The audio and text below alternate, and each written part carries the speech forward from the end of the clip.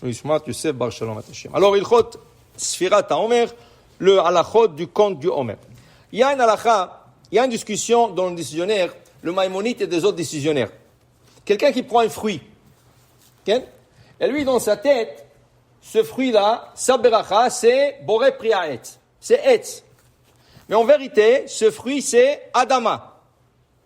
Ce fruit, il pousse par terre, il ne pousse pas sur l'arbre. Mais dans sa tête, il avait l'idée que ça pousse sur terre. Maintenant, on sait que dans le berachot, il est très important de ne pas être menteur. Qui veut dire que tu ne peux pas louer Hachem sur quelque chose qu'il n'a pas fait.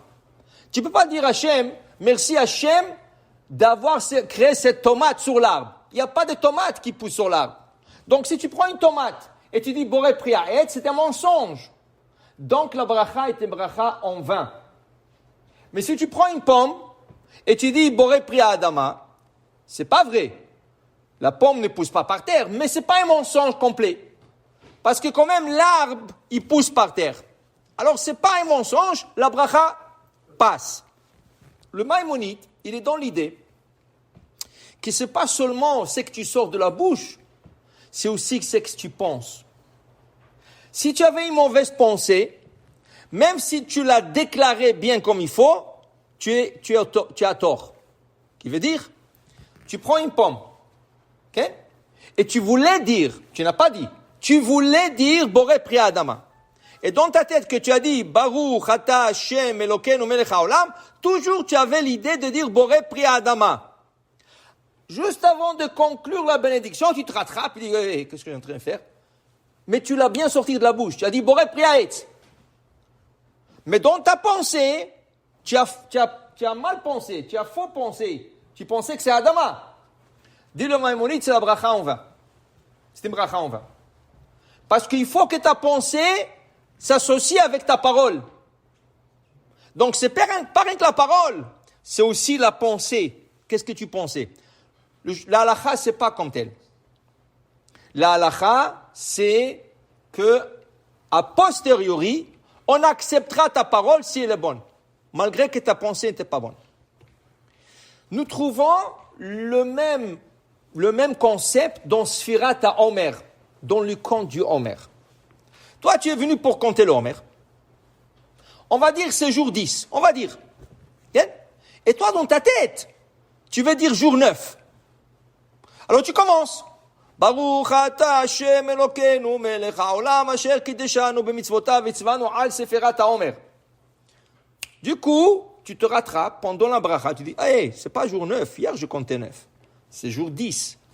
Alors quand tu l'as dit, Ayom asara yamim la Homer. Tu l'as bien dit. Selon le Maïmonide, c'est pas valable. Parce que tu as dit tu as pensé du faux jour. Quelle est la halakha? La halakha comme pour le fruit.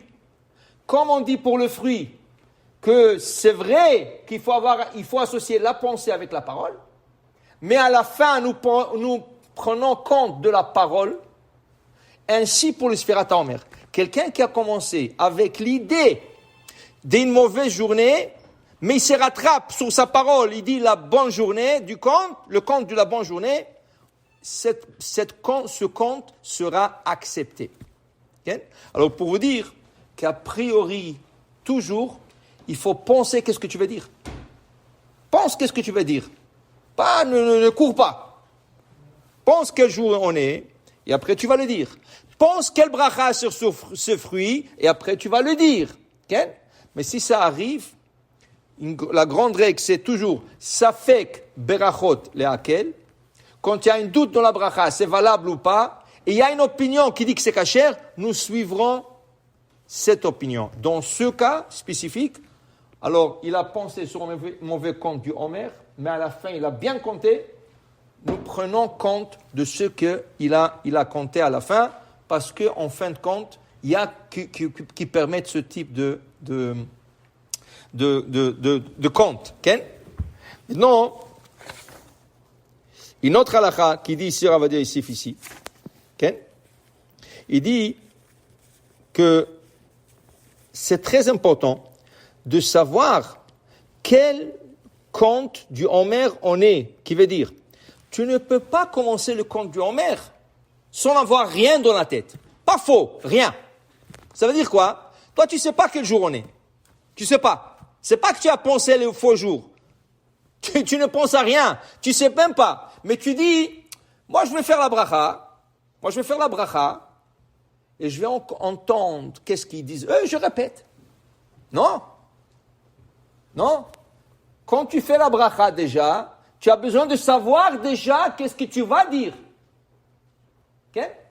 Alors il dit, Rav Yosef, c'est important, avant de commencer le compte, maintenant, si tu sais pas et tu es loin, personne, c'est quoi? Attends que tout le monde compte, réponds amen, et après tu fais ton compte.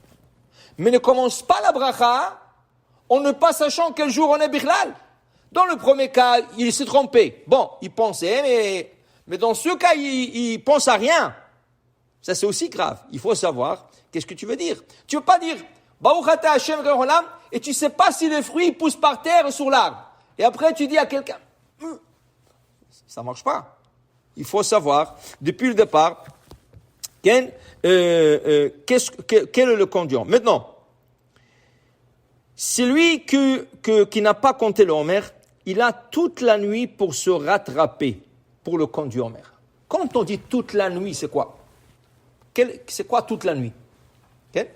Alors, on appliquera les lois du schéma. A priori, on te dit, tu dois lire le schéma avant minuit. Aujourd'hui, minuit, tu parles de 1h30 du matin. Jusqu'à 1h30 du matin, tu dois lire le schéma. Alors, tu es parti dans un mariage, tu as oublié, tu retournes à la maison, comme la Mishnah dit, Maaseh Rabban Gamliel, l'histoire de Rabban Gamliel, que ses enfants sont retournés, ils ont dit, papa, il est tard déjà, on n'a pas lu le schéma. Il dit, tant que la journée n'est pas montée, vous pouvez lire le schéma. Ça, c'est a posteriori. A priori, on te dit minuit. Maintenant, il est 2h du matin. Tu es arrivé d'un vol, tu t'es endormi, et tu te réveillais, et il est 3h du matin. À quelle heure commencent les rayons de soleil à apparaître sur l'horizon? On appelle ça l'aube. Alot hashachar. Alors tu me dis à peu près 5 heures. 5 heures, pas de problème. Jusqu'à 5 heures, tu peux te rattraper encore. Okay? Jusqu'à 5 heures, tu peux te rattraper. Maintenant, pour comment on appelle ça? Pour le Bediavad, celui qui a été mal pris, dit le Rav Ben Ishraï, tu peux te rattraper jusqu'au lever de soleil même. Pour le schéma. Mais dans le compte du Homer, tu ne peux pas aller plus que l'aube. Ça veut dire que Alot HaShachar, tu regardes le calendrier, quelle heure c'est Alot HaShachar, et c'est à cette heure-ci que jusqu'à cette heure-ci, tu pourras te rattraper avec bénédiction. Sinon, si tu as dépassé cette heure, tu pourras toujours compter sans beracha, mais tu n'as pas perdu le fil du compte, qui veut dire que le lendemain, tu pourras dire la beracha et compter jusqu'à la fin avec bénédiction. Alors pour te dire que le compte du Homer, c'est toute la nuit, a priori jusqu'à minuit, a posteriori jusqu'à l'aube. Okay? Et sinon, sans beracha, pour pouvoir continuer avec beracha pour le reste de la nuit. Bon, Adonai Le'olam. Amen ve amen.